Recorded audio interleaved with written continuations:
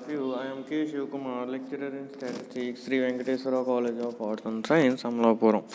మనం statistics paper చూసుకుంటే third year వాళ్ళకి సిక్స్త్ సెమ్లో ఎలెక్టివ్ పేపర్ వచ్చేసి ఏం చెప్పుకున్నాం, time series and demand analysis. ఈ టైమ్ సిరీస్ అండ్ డిమాండ్ అనాలిసిస్లో మనం ఆల్రెడీ ఫస్ట్ యూనిట్ నుంచి క్లాసెస్ వినడం జరిగింది. అలాగే సెకండ్ యూనిట్ నుంచి కూడా మనం 2 క్లాసెస్ చెప్పుకున్నాం. నెక్స్ట్ టాపిక్ ఈ క్లాస్లో మనం నెక్స్ట్ టాపిక్ గురించి డిస్కస్ చేసుకోవచ్చు. అసలు ఏంటి ఫస్ట్ 2 క్లాసెస్ దేని గురించి ఎక్స్ప్లెయిన్ చేసుకున్నాం, సీజనల్ వేరియేషన్ని ఎలా ఫైండ్ అవుట్ చేస్తాం అనేది, ఏ మెథడ్స్ ద్వారా ఫైండ్ అవుట్ చేస్తాం అనేది మనం ఎక్స్ప్లెయిన్ చేసుకోవడం జరిగింది. అవి ఏమేమి చెప్పుకున్నాం మనం, 4 మెథడ్స్ ఏం చెప్పుకున్నాం, మెథడ్ ఆఫ్ సింపుల్ యావరేజెస్, అలాగే రేషియో టు ట్రెండ్ మెథడ్, అలాగే ratio to moving average method, అలాగే ఫోర్త్ది లింక్ రిలేటివ్ మెథడ్. ఈ 4 మెథడ్స్ గురించి మనం ఎక్స్ప్లెయిన్ చేసుకున్నాం. నెక్స్ట్ ఏంటి, నెక్స్ట్ టాపిక్ చూద్దాం. మనకి నెక్స్ట్ టాపిక్ వచ్చేసి various statistical institutes in India. ఏంటి, various statistical institutes in India. దీంట్లో చూసుకుంటే మనం ఫస్ట్ది వేరియస్ స్టాటిస్టికల్ ఇన్స్టిట్యూట్స్ ఏంటంటే మనకి సెంట్రల్ స్టాటిస్టికల్ ఆర్గనైజేషన్, సెకండ్ది నేషనల్ శాంపుల్ సర్వే ఆర్గనైజేషన్, ఫస్ట్ది సెంట్రల్ స్టాటిస్టికల్ ఆర్గనైజేషన్ సిఎస్ఓ, అలాగే national sample survey organisation NSSO, అలాగే Indian statistical institute ISI. Already మీరు ఈ నేమ్స్ వినే ఉంటారు, సిఎస్ఓ, ఎన్ఎస్ఎస్ఓ, ఐఎస్ఐ అనేసి అన్నమాట. సెంట్రల్ స్టాటిస్టికల్ ఆర్గనైజేషన్ ఎక్కడ ఉంది మనకి, న్యూఢిల్లీలో ఉంది. అలాగే నేషనల్ శాంపుల్ సర్వే ఆర్గనైజేషన్ ఎక్కడ ఉంది, అది కూడా న్యూఢిల్లీలోనే ఉంది. అలాగే Indian statistical institute, Indian statistical institute ఎక్కడ ఉంది, కోల్కత్తాలో ఉందన్నమాట. అసలు సెంట్రల్ స్టాటిస్టికల్ ఆర్గనైజేషన్ చేసే పని ఏంటో మనం చూసుకుందాం. CSO and it's functions. చూడండి, అసలు సిఎస్ఓ అంటే ఏంటో చూద్దాం. సిఎస్ఓ అంటే మనకి central statistical unit was set up in the cabinet secretariat in 1949 and it was expanded into the present CSO in 1951 and it was set up by the government of India initially as a part of cabinet secretariat for coordinate and advisory function to the government. అంటే ఏంటి, CSO అనేది మనకి 1949లో దీన్ని start చేశారు. Next దాని తర్వాత దీన్ని expand చేసి 1951లో గవర్నమెంట్ ఆఫ్ ఇండియా స్టార్ట్ చేసి క్యాబినెట్ సెక్రటేరియట్ దీనికి కోఆర్డినేట్ చేశారనమాట. ఏంటి, 1949లో దీన్ని స్టార్ట్ చేశారు. ఇప్పుడు 1949లో సిఎస్ఓని స్థాపించారు. దాని తర్వాత దీన్ని ఎక్స్పాండ్ చేసి 1951లో గవర్నమెంట్ ఆఫ్ ఇండియా అనేది స్టార్ట్ చేసి దానికి క్యాబినెట్ సెక్రటేరియట్ని దీన్ని కోఆర్డినేట్ చేశారనమాట. నెక్స్ట్ వచ్చేసి 1954లో ఏం జరిగిందంటే మినిస్ట్రీ ఆఫ్ ఫైనాన్స్ని నేషనల్ ఇన్కమ్ కాలిక్యులేట్ చేయడానికి సిఎస్ఓకి బాధ్యతని ఇచ్చారనమాట. అయితే 1957లో డైరెక్టర్ ఆఫ్ ఇండస్ట్రియల్ వాళ్ళు సిఎస్ఓకి బాధ్యతలు ఇచ్చారు డేటాని క్యాలిక్యులేట్ చేయడానికి. ఓకేనా. In 1957 the director of industrial statistical has been transferred to CSO. In recent years it has set up a separate unit to attend the statistical work relating to 5 years plans. మనకి 5 years plans ఉంటాయి కదా, అవన్నీ కూడా సిఎస్ఓనే మనకి బాధ్యతలు అప్పచెప్తారు. సిఎస్ఓకి calculate చేయమని బాధ్యతలు ఇస్తారనమాట. In collaborate with the planning commission and has expanded training facilities to the statistical personnel. Till 1961, CSO has been functioning as a part of Department of Statistics in Cabinet Secretariat. CSO అనేది 1961లో ఏం చేశారు, సిఎస్ఓని cabinet statistics in cabinet సెక్రటేరియట్లో ఒక part చేశారు. Department of statistics in cabinet secretariat అని ఉంది. Cabinet సెక్రటేరియట్లో CSO అనేది part of department of statistics చేశారనమాట. ఓకేనా, అర్థమైందా. ఏంటి సిఎస్ఓ అంటే మనకి 1949లో సిఎస్ఓని స్టార్ట్ చేశారు. దాని తర్వాత దాన్ని ఎక్స్పాండ్ చేసి 1951లో గవర్నమెంట్ ఆఫ్ ఇండియా అనేది స్టార్ట్ చేసింది. ఇప్పుడు 1951లో సిఎస్ఓని ఎక్స్పాండ్ చేసి తర్వాత దాన్ని ఏం చేశారంటే క్యాబినెట్ సెక్రటేరియట్ని దీనికి కోఆర్డినేట్ చేశారన్నమాట. నెక్స్ట్ వచ్చేసి 1954లో మినిస్ట్రీ ఆఫ్ ఫైనాన్స్ని నేషనల్ ఇన్కమ్ క్యాలిక్యులేట్ చేయడానికి సిఎస్ఓకి బాధ్యత ఇచ్చారు. ఏంటి 1954లో మినిస్ట్రీ ఆఫ్ ఫైనాన్స్ అనేవాళ్ళు, అదే మినిస్ట్రీ ఆఫ్ ఫైనాన్స్ డిపార్ట్మెంట్ ఉంటుంది కదా, నేషనల్ ఇన్కమ్ కాల్కులేట్ చేయమని ఈ సిఎస్ఓకి బాధ్యత ఇచ్చారనమాట. నెక్స్ట్ దాని తర్వాత ఏం చేశారు, 1957లో డైరెక్టర్ ఆఫ్ ఇండస్ట్రియల్ వాళ్ళు సిఎస్ఓకి బాధ్యతలు ఇచ్చారు డేటాని క్యాల్కులేట్ చేయడానికి. అంటే ఇది మనకి ఏ విధంగా యూజ్ అవుతుంది, ఇండియా వైజు మనకి దీన్ని ఎలా యూజ్ చేస్తారు, ఏదైనా ఒక డేటాని క్యాలిక్యులేట్ చేయాలన్నా, మనం ఏదైనా ఒక ప్లాన్ రిలీజ్ చేయాలన్నా దానికి తగ్గ డేటాని మనం కలెక్ట్ చేసి పెట్టమని మనకు సిఎస్ఓకి, అలాగే ఎన్ఎస్ఎస్ఓకి, అలాగే ఐఎస్ఐకి ఇలాంటి ఇన్స్టిట్యూట్స్కి మనం అవి క్యాలిక్యులేట్ చేయమని మనం బాధ్యతలు ఇస్తాం అన్నమాట. అంటే మాకు ఇలా చేయాలనుకుంటున్నాం, సో దానికి సంబంధించి డేటా అంతా మాకు కావాలి అంటే మేము పెట్టి ప్లానింగ్ అనేది సక్సెస్ అవుతుందా సక్సెస్ అవ్వదా అనేది మీరు మాకు చెప్పాలి అనేసి వీటికి బాధ్యతలు ఇస్తారు. సో 1957లో ఏం చేశారు, డైరెక్టర్ ఆఫ్ ఇండస్ట్రియల్ వాళ్ళు సిఎస్ఓకి బాధ్యతలు ఇచ్చారు. ఏంటి, డేటాని క్యాలిక్యులేట్ చేయడానికి. ఆ తర్వాత సిఎస్ఓని ఇంకా డెవలప్ చేసి 5 years ప్లాన్ సెట్ చేశారు. ఏంటి తర్వాత ఏం చేశారు, సిఎస్ఓని ఇంకా డెవలప్ చేసి 5 years ప్లాన్ అనేది సెట్ చేశారు. నెక్స్ట్ వచ్చేసి 1961లో సిఎస్ఓని ఒక స్టాటిస్టికల్ డిపార్ట్మెంట్ కింద part of department of statistical in cabinet సెక్రటేరియట్లో ఒక పార్ట్ ఆఫ్ స్టాటిస్టికల్ డిపార్ట్మెంట్ కింద ఈ సిఎస్ఓని ఉంచారన్నమాట. అది మనకి సిఎస్ఓ యొక్క హిస్టరీ. నెక్స్ట్ వచ్చేసి మెయిన్ ఫంక్షన్స్ ఆఫ్ సిఎస్ఓ చూద్దాం. మెయిన్ ఫంక్షన్స్ ఆఫ్ సిఎస్ఓ, అసలు సిఎస్ఓ యొక్క ఫంక్షన్స్ ఏంటంటే, CSO coordinating and advisory functioning to various wings of the government. CSO అనేది గవర్నమెంట్కి వర్క్ చేస్తూ వేరియస్ ఫీల్డ్స్లో దానికి సంబంధించిన డేటాని ఇస్తూ ఉంటుందన్నమాట. ఏంటి, సిఎస్ఓ యొక్క పని ఏంటి, గవర్నమెంట్కి వర్క్ చేస్తూ వేరియస్ ఫీల్డ్స్ అంటే అన్ని సెక్టార్స్లో కూడా డేటా అనేది క్యాలిక్యులేట్ చేసి అది గవర్నమెంట్కి ఇస్తూ ఉంటుంది. అంటే ఇప్పుడు ప్రతిదీ, ఇప్పుడు సెన్సస్ సర్వే అవనివ్వండి, ఏ సర్వే అనేది కూడా ప్రతి దాంట్లో ఏ సర్వే కండక్ట్ చేసినా దాంట్లో సిఎస్ఓ యొక్క పార్ట్ అనేది ఉంటుంది.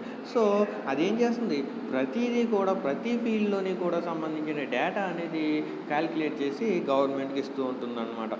Next CSO coordinates statistical advisers at the central and states.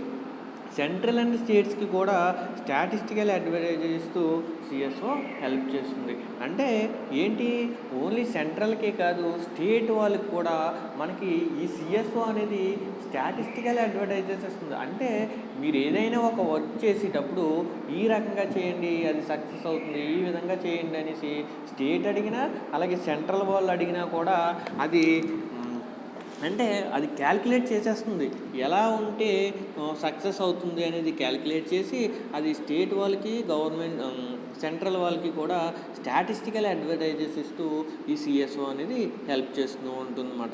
Next CSO provides national statistics to the United Nations and its specialised agencies. CSO ఏం ప్రొవైడ్ చేస్తుంది, national statistics in to the యుటిలైటెడ్ Nations. National statistics కూడా ఇది calculate చేసి అవి చెప్తాం జరుగుతుంది. Next వచ్చేసి ఏంటి, CSO publish annual statistical abstracts of India and monthly abstracts of India. అంటే ఏంటి, యాన్యువల్ మంత్లీ బులెటిన్స్ని కూడా ఈ సిఎస్ఓ రిలీజ్ చేస్తుంది అనమాట. యాన్యువల్ అంటే ఇయర్లీ వైజ్, అలాగే మంత్లీ బులెటిన్స్ కూడా అదేనా. CSO publish annual statistical abstracts of India and monthly abstracts of India. Annual అలాగే మంత్లీ బులెటిన్ కూడా ఈ సిఎస్ఓ రిలీజ్ చేస్తుంది. నెక్స్ట్ పాయింట్ వచ్చేసి ఏంటి, 5th industrial statistical wings. ISW ఏంటి ఇండస్ట్రియల్ స్టాటిస్టికల్ వింగ్ అంటే ISW of CSO conduct annual surveys of industries and publish the result. అంటే ఏంటి, ఐఎస్డబ్ల్యూకి యాన్యువల్ సర్వే కండక్ట్ చేసి రిజల్ట్స్ని పబ్లిష్ చేసింది. ఐఎస్డబ్ల్యూ అంటే ఏంటి, ఇండస్ట్రియల్ స్టాటిస్టికల్ వింగ్. అంటే ఇండస్ట్రియల్ సంబంధించి అంటే పెద్ద పెద్ద ఇండస్ట్రీస్ ఉంటాయి కదా, ఆ ఇండస్ట్రీస్కి సంబంధించి ఒక స్టాటిస్టికల్ ప్రతి ఐటెంకి సంబంధించి ఒక స్టాటిస్టికల్ డేటాని క్యాలిక్యులేట్ చేస్తుంది అనమాట.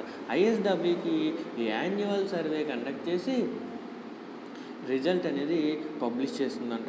నెక్స్ట్ 6th పాయింట్ వచ్చేసి ఏంటి, CSO has been responsible for the compilation and publication of national income statistics. అంటే ఏంటి, నేషనల్ ఇన్కమ్ స్టాటిస్టిక్స్ని కూడా సిఎస్ఓనే రిలీజ్ చేస్తుంది. అర్థమైందా, CSO has been responsible for the compilation and publication of national income statistics. National income statistics కూడా మనకి సిఎస్ఓనే release చేస్తుంది. CSO అంటే ఏంటి, సిఎస్ఓ అంటే సెంట్రల్ స్టాటిస్టికల్ ఆర్గనైజేషన్. ఇది ఎక్కడ ఉంది మనకి, న్యూఢిల్లీలో ఉంది. ఇది ప్రతి విషయంలోని కూడా గవర్నమెంట్కి హెల్ప్ చేస్తూనే ఉంటుంది. ఏది చేయాలన్నా గవర్నమెంటు ఈ సిఎస్ఓ కానీ ఎన్ఎస్ఎస్ఓ కానీ ఇలాంటి వాటికి ఇచ్చి సర్వే అనేది కండక్ట్ చేసి దానికి ఏ రకంగా మనం చేస్తే సక్సెస్ అవుతాం, ఏ రకంగా చేస్తే మనం ప్రజలకు ఉపయోగపడతాం అనేది డేటాని కలెక్ట్ చేసి మాకు చెప్పండి అంటే ఈ సిఎస్ఓ అనేది వాటి మీద ఒక దాన్ని ఏమంటారు, వాటి మీద ఒక ప్రాజెక్ట్ అనేది కండక్ట్ చేసి డేటా అంతటిని కలెక్ట్ చేసి అది గవర్నమెంట్కి రిజల్ట్ అనేది ఇస్తుందన్నమాట. అది సిఎస్ఓ యొక్క పని. నెక్స్ట్ ఎన్ఎస్ఎస్ఓ అంటే ఏంటి చూద్దాం. National sample survey organisation.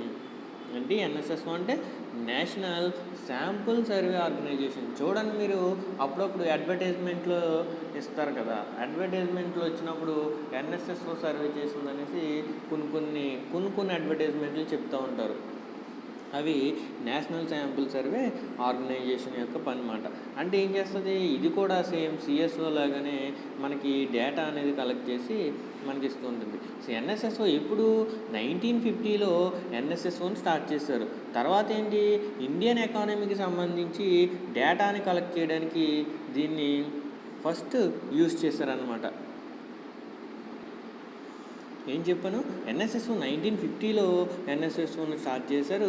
అది ఇండియన్ ఎకానమీకి సంబంధించిన డేటాని కలెక్ట్ చేయడానికి దీనికి ఫస్ట్ యూజ్ చేశారు. దేనికి యూజ్ చేశారు, first time Indian economy data అనేది కలెక్ట్ చేయడానికి మనకి ఎన్ఎస్ఎస్ఓని ఫస్ట్ టైం యూజ్ చేశారు. తర్వాత ఏంటి, 1957లో ఎన్ఎస్ఎస్ఓని సెంట్రల్ క్యాబినెట్ సెక్రటేరియట్కి ట్రాన్స్ఫర్ చేశారు. ఏంటి, ఆల్రెడీ సిఎస్ఓ మనం సెంట్రల్ క్యాబినెట్ సెక్రటేరియట్లో పార్ట్ చేశారు. అలాగే 1957లో ఎన్ఎస్ఎస్ఓని కూడా సెంట్రల్ క్యాబినెట్ సెక్రటేరియట్కి ట్రాన్స్ఫర్ చేశారు. ఆ తర్వాత 1969లో ద డైరెక్టర్ ఆఫ్ ఎన్ఎస్ఎస్ఓని ఎన్ఎస్ఎస్ఓగా చేంజ్ చేశారు. ఏంటి, 1969లో ద డైరెక్టరేట్ ఆఫ్ ఎన్ఎస్ఎస్ఓని ఎన్ఎస్ఎస్ఓగా చేంజ్ చేశారు. ఇది మనకి the department of statistics and the ministry of ప్లానింగ్గా వర్క్ చేస్తుందన్నమాట. ఎలా వర్క్ చేస్తుంది NSSO, department of statistics and the ministry of ప్లానింగ్గా మనకి ఎన్ఎస్ఎస్ఓ అనేది వర్క్ చేస్తుందన్నమాట. సో అదే చెప్పాడు, నేషనల్ శాంపుల్ సర్వే ఆర్గనైజేషన్ అంటే ఏంటో చూద్దాం. NSSO was initiated in 1950 as a multipurpose continuing survey of collecting information in all aspects of Indian economy in 1957. మొత్తం ఆల్ ఆస్పెక్ట్స్కి కూడా యూజ్ చేస్తాం. Next NSSO was transferred. అంతేనా, ఫస్ట్ పాయింట్ చెప్పాను కదా, 1959లో ఎన్ఎస్ఎస్ఓని start చేశారు. తర్వాత ఇండియన్ ఎకానమీకి సంబంధించిన డేటాని కలెక్ట్ చేయమని దీనికి ఫస్ట్ టైం యూజ్ చేసాం. అలాగే 1957లో ఎన్ఎస్ఎస్ఓని సెంట్రల్ క్యాబినెట్ సెక్రటేరియట్కి ట్రాన్స్ఫర్ చేశారు. NSSO was transfer to central cabinet secretariat ఎప్పుడు Indian economy. In 1957, NSSO was transferred to Central Cabinet Secretariat. 1957లో ఎన్ఎస్ఎస్ఓని సెంట్రల్ క్యాబినెట్ సెక్రటేరియట్కి ట్రాన్స్ఫర్ చేశారు. నెక్స్ట్ ఏంటి, in 1969, the Directorate of NSSO was turned into National Sample Survey. ఎన్ఎస్ఎస్ఓని ఎలా turn చేశారు 1969లో? National sample survey. 1969 the directorate of NSSO was turn into, sorry 2 times repeat అయిపోయింది, ఒకసారి చూసుకోండి అక్కడ. In 1969 the Directorate of NSSO was turned into National Sample Survey Organization కింద change చేశారు. 1969లో ద డైరెక్టరేట్ ఆఫ్ ఎన్ఎస్ఎస్ఓని నేషనల్ శాంపుల్ సర్వే ఆర్గనైజేషన్ కింద మనకి చేంజ్ చేశారన్నమాట. which come under the Department of Statistics and the Ministry of Planning. ఇది మనకి ఎలా యూజ్ అవుతుంది? Department of statistics and ministry of planning కింద మనకి ఈ ఎన్ఎస్ఎస్ఓ అనేది వర్క్ చేస్తుంది అన్నమాట. Next, various functions of NSSO. ఈ మామూలుగా మనకి ఎన్ఎస్ఎస్ఓ ఎలా యూజ్ అవుతుంది అనేది కొన్ని ఫంక్షన్స్ ద్వారా చెప్పుకుందాం. Various functions of NSSO. First point చూస్తే ఏంటి మనకి ఫస్ట్ది, NSSO has to conduct continuing surveys for collecting information from all aspects of Indian economy. అంటే ఏంటి, ఇండియన్ ఎకానమీకి సంబంధించిన అన్ని ఫీల్డ్స్లోనూ డేటాని కలెక్ట్ చేసి ఎన్ఎస్ఎస్ఓ బులెటిన్ని రిలీజ్ చేస్తుంది. ఏంటి, NSSO has to conduct continuing surveys for collecting information from all aspects of Indian economy. Indian ఎకానమీకి సంబంధించిన అన్ని ఫీల్డ్స్లోని డేటాని కలెక్ట్ చేసి ఎన్ఎస్ఎస్ఓ అనేది మనకి బులెటిన్ రిలీజ్ చేస్తుంది అన్నమాట ఇండియన్ ఎకానమీకి సంబంధించి. నెక్స్ట్ వచ్చేసి ఏంటి, సెకండ్ పాయింట్ చూద్దాం. NSSO has to plan the surveys in speed way and comprehends the constraints of money, manpower, time, etc. Money, manpower, time ఎక్సెట్రాని యూజ్ చేసి ఎన్ఎస్ఎస్ఓ సర్వే కండక్ట్ చేస్తుంది. అంటే సర్వే ఎన్ఎస్ఎస్ఓ ఏంటి, సిఎస్ఎస్ఓ ఏంటి, ఏదైనా సరే ఒక సర్వే కండక్ట్ చేయాలంటే మనకి ఏమేం కావాలి, మనీ కావాలి, తర్వాత మ్యాన్ పవర్. ఎందుకు మ్యాన్ పవరు, మనకి ఇప్పుడు సెన్సస్ సర్వే చేస్తున్నారు. సో ప్రతి ఇంటికి కూడా ఎవరొక పర్సన్ వచ్చి డేటా అనేది కలెక్ట్ చేసుకునే వెళ్తారు. సో అక్కడ ఏం యూజ్ చేస్తున్నాం, మ్యాన్ పవర్ యూజ్ చేస్తున్నాం. ఆడు అలా వచ్చి డేటా కలెక్ట్ చేసి వెళ్ళడానికి వాడికి శాలరీ ఇవ్వాలి, అక్కడ దానికి మనీ కూడా అవసరం. అలాగే ఇప్పుడు మొత్తం డేటా కలెక్ట్ చేయడానికి ఎంత టైం పడుతుంది, ఒక 5 or 6 months పడుతుంది అనుకోండి. అక్కడేంటి, టైం కూడా యూజ్ చేసుకుంటున్నాం. సో అదే చెప్పాడు, మనీ, మ్యాన్ పవర్, టైం ఎక్సెట్రాని యూజ్ చేసి మనం ఎన్ఎస్ఎస్ఓ సర్వే కండక్ట్ చేస్తుంది. ఎన్ఎస్ఎస్ఓ సర్వే కాదు, ఏ సర్వే అయినా కూడా మనకి మనీ, మ్యాన్ పవర్, టైము ఈ 3 కూడా ఖచ్చితంగా యూజ్ చేయాల్సి ఉంటుంది. నెక్స్ట్ థర్డ్ వచ్చేసి ఏంటి, NSSO has conduct surveys at successive rounds. అంటే మనకి ఎన్ఎస్ఎస్ఓ ఎలాంటి సర్వే కండక్ట్ చేసినప్పుడు ఎన్ఎస్ఎస్ఓ చేసి ప్రతి రౌండ్ కూడా సక్సెసివ్గా ఉంటుందన్నమాట. ఏంటి, సర్వే కండక్ట్ చేసినప్పుడు ప్రతి రౌండ్ కూడా మనకి సక్సెసివ్గా ఉంటుంది ఎన్ఎస్ఎస్ఓ సర్వేలో. Next, till 13th round of field enquiry, duration of the time 3 to 6 months. ఏంటి, 3 to 6 monthsలో 13 roundsలో ఫీల్డ్ ఎంక్వైరీ అనేది ఇది పూర్తి చేసుకుంటుంది అనమాట. ఏంటి, 3 to 6 months టైం పడుతుంది. ఎప్పటికి, 13 roundsలో ఫీల్డ్ ఎంక్వైరీ అనేది. ఫీల్డ్ ఎంక్వైరీ అంటే మనం వెళ్ళి డేటా అనేది కలెక్ట్ చేయడాన్ని ఫీల్డ్ వర్క్ అంటాం, అవునా. మనం ప్రతి పర్సన్ దగ్గరికి వెళ్ళి డేటా అనేది కలెక్ట్ చేయడానికి ఫీల్డ్ వర్క్ అంటాం. ఇది 13 రౌండ్స్ కంప్లీట్ చేయడానికి ఎంత టైం పడుతుంది? 3 to 6 months పడుతుందంట 13 రౌండ్స్ చేయడానికి. నెక్స్ట్ పాయింట్ వచ్చేసి from 14th round onwards the survey period has been made a full year. 14th రౌండ్లో మొత్తం కంప్లీట్ చేస్తాం. ఏంటి 13 రౌండ్స్లో ఫీల్డ్ ఎంక్వైరీ చేస్తుంది. అంటే మనం సర్వే కండక్ట్ చేయడానికి ఫస్ట్ 13 రౌండ్స్ పడుతుంది. మొత్తం కలెక్ట్ చేసి అంతా సక్సెసివ్గా డేటా రిలీజ్ చేయడానికి 14 రౌండ్స్ పడుతుంది. అంటే 13 రౌండ్స్లో మొత్తం ఫీల్డ్ వర్క్ అంతా చేసేసి 14th రౌండ్కి వచ్చేసరికి మనం డేటా అనేది రిలీజ్ చేసేస్తాం. 3 to 6 months పడుతుంది.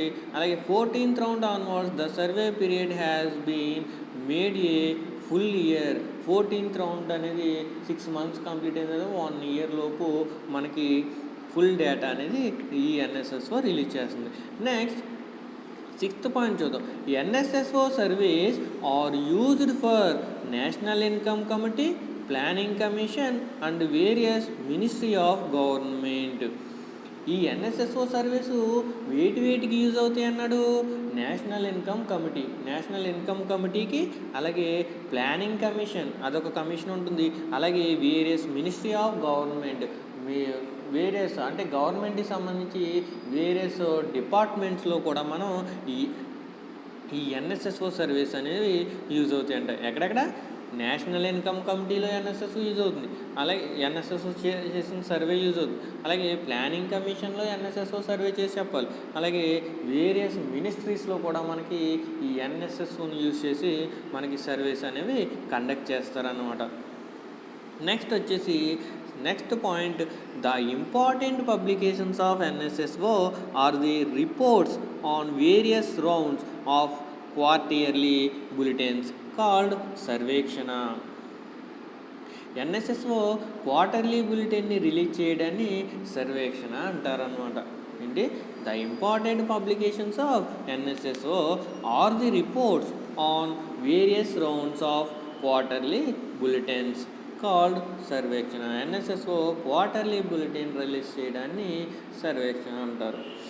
ఓకేనా? ఇది మనకి ఈ ఎన్ఎస్ఎస్ఓ అంటే ఏంటనేది మనం చెప్పుకున్నాం. నెక్స్ట్ థర్డ్ ఏముంది? ఇంకా ఐఎస్ఐ ఇండియన్ స్టాటిస్టికల్ సిస్టమ్. ఓకేనా? ఇండియన్ స్టాటిస్టికల్ సిస్టమ్ అంటే మనకి ఎక్కడెక్కడ యూజ్ చేస్తాం చూడండి. అసలు ఇండియన్ స్టాటిస్టికల్ సిస్టమ్ అంటే ఏంటో చూద్దాం. The statistical information of place or a state or nation is necessary for administrative purpose.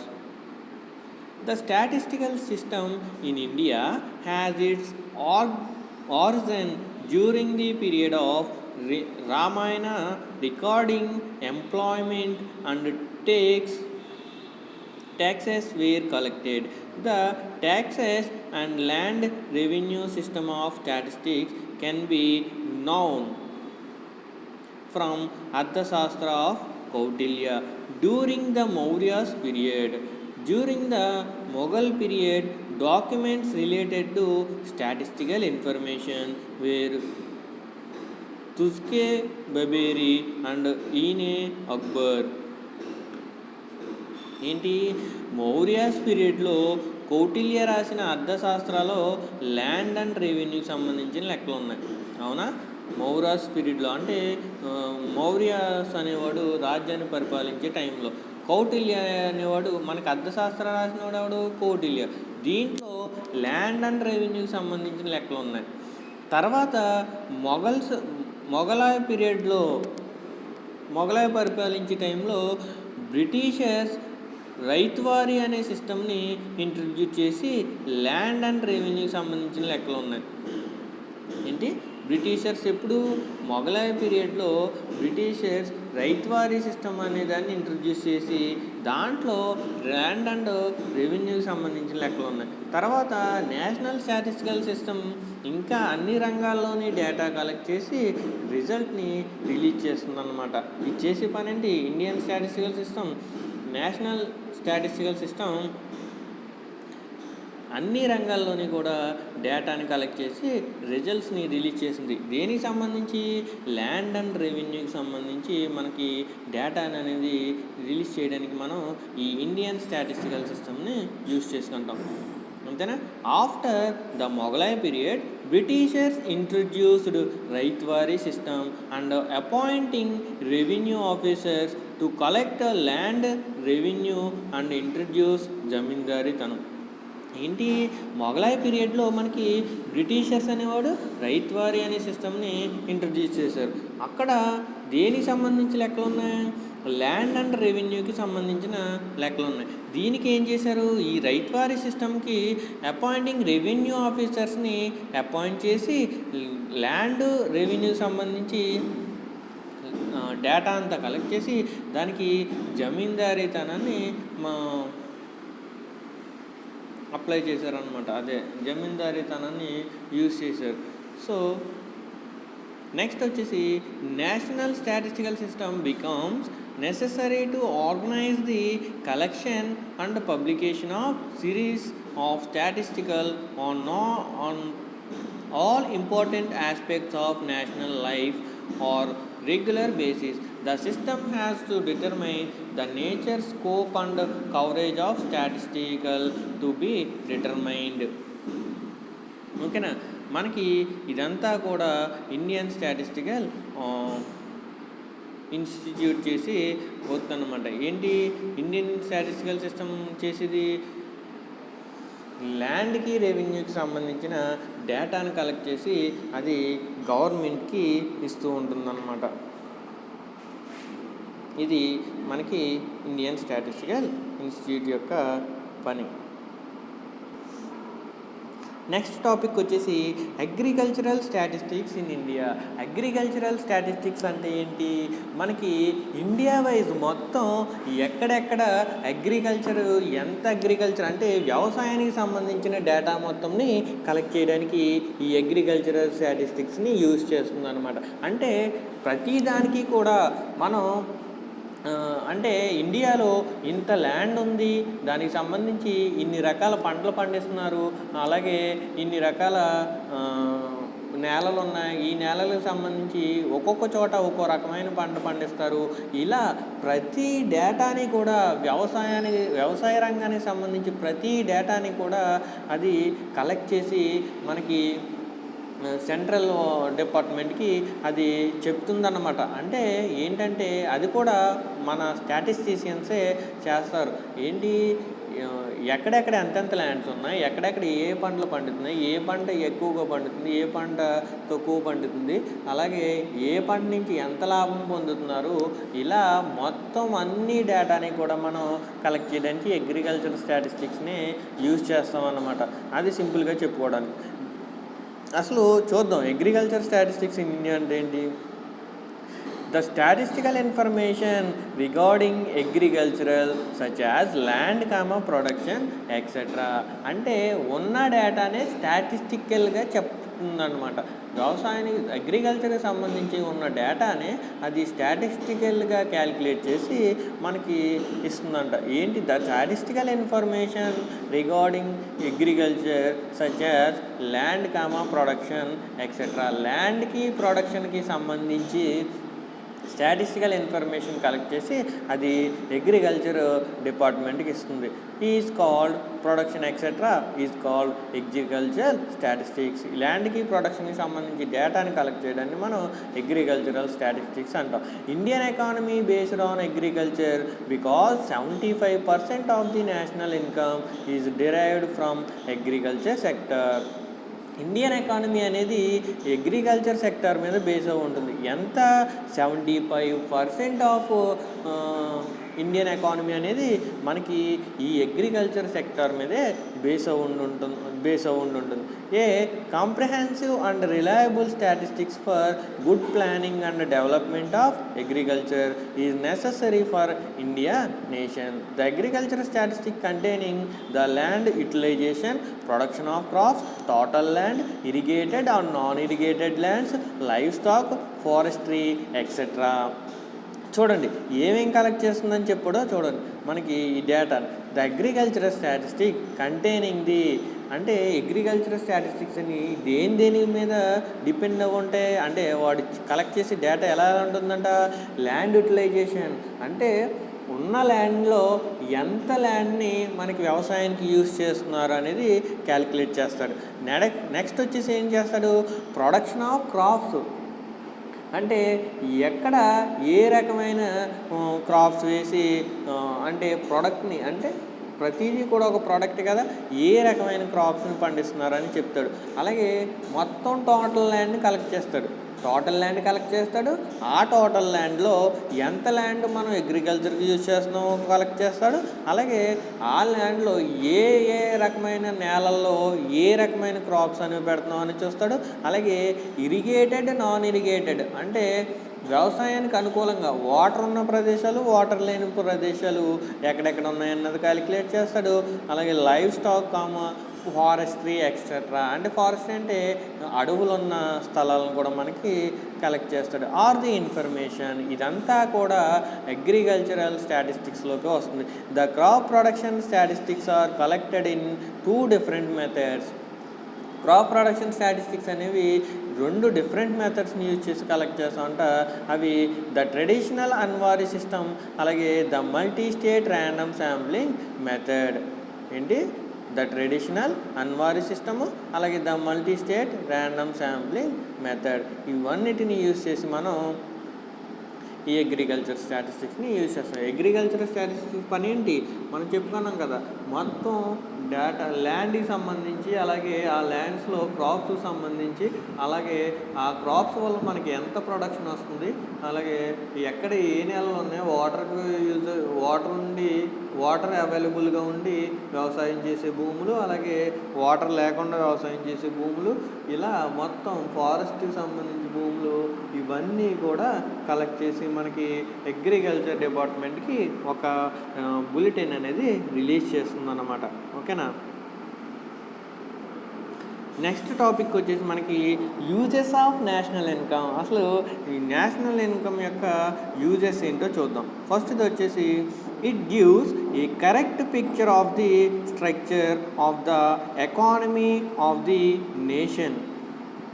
ఏంటి, it gives correct picture of the structure of the economy. ఈ ఎకానమీకి సంబంధించిన కరెక్ట్ పిక్చర్ అనేది మనకి నేషన్కి ఇస్తుందన్నమాట. అంటే నేషన్కి సంబంధించి అంటే నేషన్ అంటే సెంట్రల్ కేంద్రానికి ఇది సబ్మిట్ చేస్తుంది. ఏంటి, ఎకానమీకి సంబంధించిన కరెక్ట్ పిక్చర్ అనేది.